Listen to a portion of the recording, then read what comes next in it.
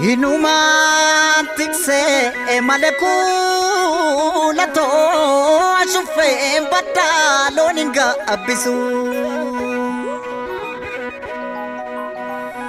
Inumaan rafee malee yaalamii tokkummaa dhabuu namarra. Ashamaa harka fuuna ilmaan Oromoo bakkuma jirtanitti kun baqattoota Oromoo Yemen magaalaa sanarraa buqqee adan UNHCR duratti UNHCR dura jiru UNHCR dura buqqee Saahil Abiyaan bakka jirtu ijaamtu jirudha. Mee arraan tanagaa keessummaa tokko isinii qabannee dhiyaannee jirra. Keessummaan kunis asumaan hawaasa keessanii wal isin barsiifna. Qaamni gartee gargaarsa baqattoota Oromoo kan sanarraa buqqa'anii gara adan dhufaniif gargaarsa godhee jira. Mee asumaan keessummaa kanarraa barra. Mee maqaan keenya mee gargaarsa kun Ramadaan baqattoota Oromoo Yemen sanarraa buqqa'anii gara adan dhufaniif gargaarsi kun dhaabbata kamirraa isin bira ga'ee jira yeroo ammaa taraa kun?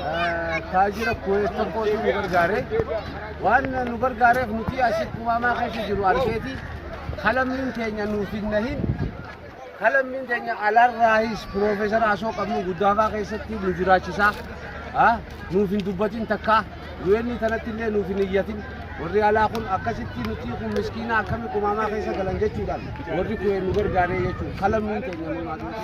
Erga gartee sanarraa buqqaatanii gara adan dhuftan ji'a 8ffaa geena fakkaata. Gargaarsi kun marsaa jalqabaati moo marsaa lammaffaadha? Marsaa jalqabaati. Baatii 8 keessaa marsaa jalqabaadha. Marsaa jalqabaa kana dhaabbata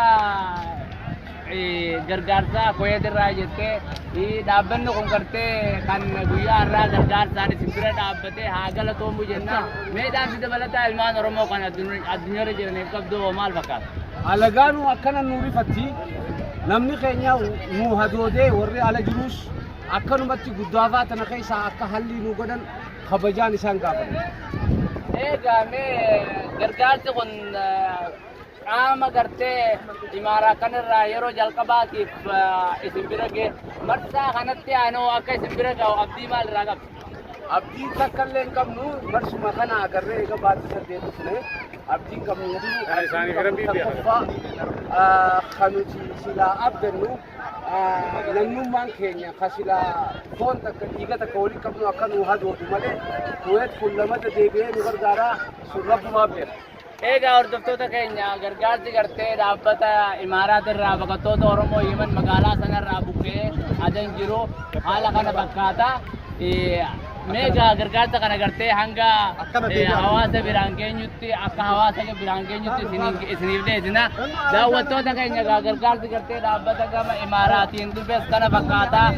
Ilmaan Oromoo addunyaarra jirtan gartee akkuma jirtanitti gargaarsa kana lammiif gaachana uummata Oromoo kan baqatee sanarraa adan iddoo kana jiruuf sagalee akka taatan dhaamsa keenya asumaan isin geenya horaa bulaa. Inumaan tiksee malee kuulatoo ashuufee baddaa loon hin gaabbisu.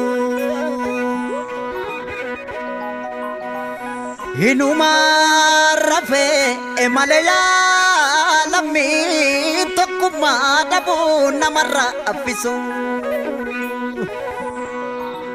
Allayyaan allayyumaa maaltu allayyaa? Nuru fajadai alagana